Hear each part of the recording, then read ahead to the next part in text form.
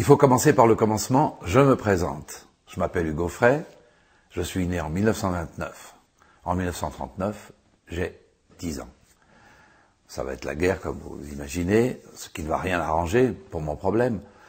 Mais depuis déjà plus de 5 ans, mes parents, c'est-à-dire ma maman, mon père était parti à la guerre, ma maman découvre que son 3e fils a de gros problèmes parce qu'il est hyper gaucher. C'est-à-dire que tout ce qu'il fait d'important se fait avec la main gauche. Mais, beaucoup plus grave, il inverse tous les signes. C'est-à-dire que lorsque j'essaye de recopier quelque chose, qu'on essaye de m'apprendre à écrire, j'écris à l'envers, c'est-à-dire de droite à gauche. Les chiffres que j'ai du mal à mémoriser et à comprendre, je les inverse. 61, ça va donner 16. D'où impossibilité de suivre mes 2 frères qui vont aller suivre le cursus normal de l'école. Moi, je reste à la maison, dans les jupes de ma mère. Ce qui va permettre une certaine intelligence de se développer, mais un retard considérable sur le plan scolaire. En fait, la guerre ajoute aussi des complications, puisque je ne vais rentrer à l'école, dans une école, une vraie école, qu'à l'âge de 12 ans. Je rentre à l'âge de 12 ans, en classe de 6e, avec un retard considérable, dû à ce problème de gaucher. Qu'est-ce que je peux dire? Donc, voilà la situation. J'ignore totalement ce qu'est la dyslexie. En tous les cas, quand je vois la définition qui est donnée de la dyslexie, avec difficulté d'apprendre l'orthographe, la lecture, l'élocution, la mémorisation des chiffres, les difficultés de cet ordre-là me font penser que j'étais un dyslexique. J'avais beaucoup de vitalité, donc je parlais beaucoup, j'étais bavard, mais je parlais avec quelques difficultés, peut-être que je ne pensais pas bien les choses. Je ne vais découvrir le mot dyslexique qu'à l'âge de 35 ans au moins, donc j'étais déjà dans le métier du show business et j'étais déjà vedette, comme on dit. L'autodidacte que je suis, ou que je vais devenir, puisque personne, n'ayant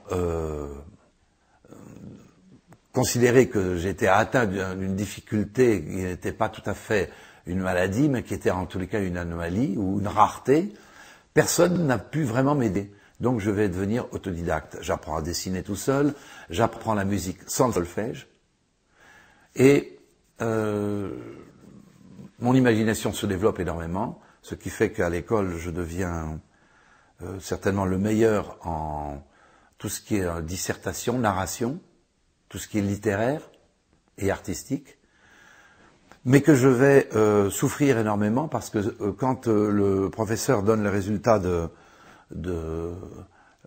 des compositions, j'ai la meilleure composition, donc j'ai un 18/20 pour le fond et un 0 pointé pour la forme, puisque j'ai fait 45 fautes d'orthographe. Alors voilà, donc une souffrance. Souffrance de sentir qu'on est à la fois bon et mauvais. Je peux dire ici que à l'âge de 12 ans, je vais tout d'un coup avoir quelque chose qui va me donner une pulsion et un dynamisme extraordinaire. C'est lorsque je découvre le cheval, qui va devenir mon sport favori, parce que je vais dominer cette discipline qui était pratiquée au collège chez moi d'une façon très sérieuse et très appréciée. Alors, en remportant tous les concours, chaque année, chaque mois, chaque semaine, pendant 5 ans. Numéro 1, numéro 1, numéro 1. Alors, j'avais acquis une réputation à l'école à cause de cela, et donc j'ai pu m'imposer dans une discipline parallèle, mais qui va faire que je me suis senti à la fois supérieur aux autres, bien que différent. Alors, je pense qu'il faut que le jeune dyslexique de mon type comprenne que, en général, il est très doué pour les sports. Alors, il faut foncer là-dedans. Bon, maintenant, je crois que le monde moderne est beaucoup plus tolérant pour ce qui est le fait d'être gaucher. Donc il n'y a pas de problème, il va écrire avec, de la main gauche. Et puis maintenant, il y a des comment dit-on, des petites calculettes qui vont lui permettre de surmonter les difficultés de l'arithmétique. Donc je pense que le monde moderne est beaucoup plus tolérant et beaucoup plus ouvert pour les jeunes dyslexiques.